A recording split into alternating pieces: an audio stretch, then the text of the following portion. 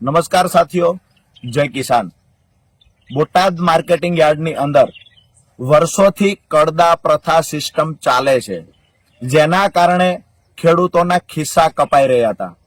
અસંખ્ય ખેડૂતોની અમને ફરિયાદ મળી, જેના કારણે અમે ગઈ 10/10/2025 રોજ બોટાદ માર્કેટિંગ યાર્ડ ખાતે આ કડદા પ્રથા બંધ કરી ખેડૂતોને જે લૂંટવામાં આવી રહ્યા છે એ સિસ્ટમ બંધ કરવા માટેથી મોટી સંખ્યામાં ખેડૂતોને સાથે લઈ રજૂઆત કરવા પહોંચેલા।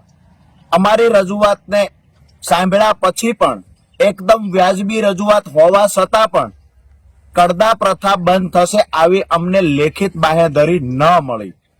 ક્યાંક ને ક્યાંક શાંતિપ્રિય રીતે ગાંધી ચિંધ્યા માર્ગે અમે નક્કી કર્યું કે જ્યાં સુધી લેખિત બાહેધરી નથી મળતી ત્યાં સુધી માર્કેટિંગ યાર્ડમાં ખેડૂતો શાંતિથી ધરણા કરશે। મોડી રાત્રે પોલીસ આવે છે, લાઠીચાર્જ કરે છે, અમને ઉઠાવી જાય છે। અમને કહેવામાં આવે છે કે માર્કેટિંગ યાર્ડમાં તમારે લોકોએ બેસવાનું નથી।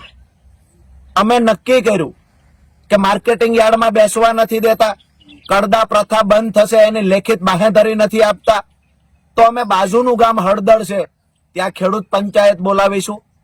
તો 12/10/2025 સાંજે 4 વાગે હળદળ ગામમાં ખેડૂત પંચાયતનું અમે આયોજન કર્યું। એમાં પણ પંચાયતમાં ખેડૂતો ન પહોંચવા દેવા માટે થઈ અસંખ્ય ખેડૂતોની અટકાયત થઈ, આગેવાનોની અટકાયત થઈ, તેમ છતાં ખેડૂતો પંચાયતમાં આવ્યા। હું અને મારા સાથી મિત્ર પ્રવીણભાઈ પણ પંચાયતમાં પહોંચ્યા।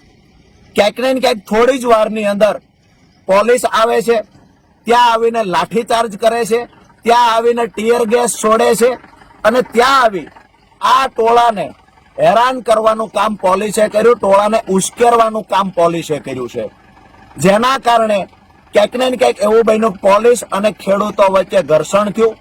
એ ઘર્ષણના કારણે ક્યાંક ને ક્યાંક બંને તરફ થોડા લોકો ઈજાગ્રસ્ત થયા, પરંતુ પોલીસે ખેડૂતો પર ગંભીર ગુનાઓ દાખલ કર્યા, અસંખ્ય ખેડૂતો પર લાઠી વરસાવી, નિર્દોષ ખેડૂતોને મારવામાં આવ્યો, ખેડૂતોના ઘરમાં તોડફોડ કરવામાં આવી, ખેડૂતોના વાહનોમાં તોડફોડ કરવામાં આવી।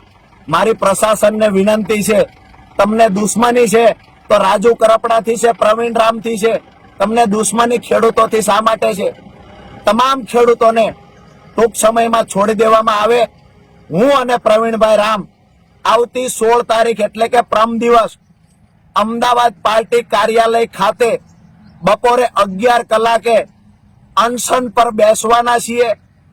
પોલીસને લઈ જવા હોય અમને ત્યાંથી લઈ જાય, પણ મારા નિર્દોષ ભાઈઓ ખેડૂતોને છોડી દે આ નમ્ર વિનંતી કરું છું। તમારે લાઠીઓ મારવી હોય તો અમારે પીઠ પર મારો, જેલમાં પૂરવા હોય તો જેટલા દિવસ રાખવા હોય એટલા અમને રાખો, પણ નિર્દોષ ખેડૂતો પર અત્યાચાર ન ગુજારશો। અમે સામે ચાલીને અમદાવાદ ખાતે આવી રહ્યા છીએ। આવતી 16/10/2025 બપોરે 11 કલાકે ગાંધી ચિંધ્યા માર્ગે ફરી વખત અમે લોકો ધરણા પર બેસીશું। જય કિસાન। સાથે જ તમામ સાથીઓને એક સંદેશ આપવાનો કે અમે લોકો જેલમાં ગયા પછી પોલીસ અત્યાચાર કરવો હોય એટલો કરી લે, અમારા ખેડૂત પરિવારોને બચાવવા માટે તમામ અત્યાચારોમાંથી પસાર થશું, પણ આવતી 31 તારીખે ગુજરાતના કોઈ પણ જિલ્લામાં કિસાન મહાપંચાયતનું આયોજન થાય, માન્ય અરવિંદ કેજરીવાલજી એમાં આવતા હોય તો તમામ ખેડૂતોનું વિનંતી કરું છું કે હું તો ભલે જેલમાં હશું, પણ તમારે લોકોએ ખેડૂત પંચાયતની અંદર ખેડૂતોની તાકાત શું છે એ બતાવવાની છે। જય કિસાન। આપનો ભાઈ રાજુ કરપડા।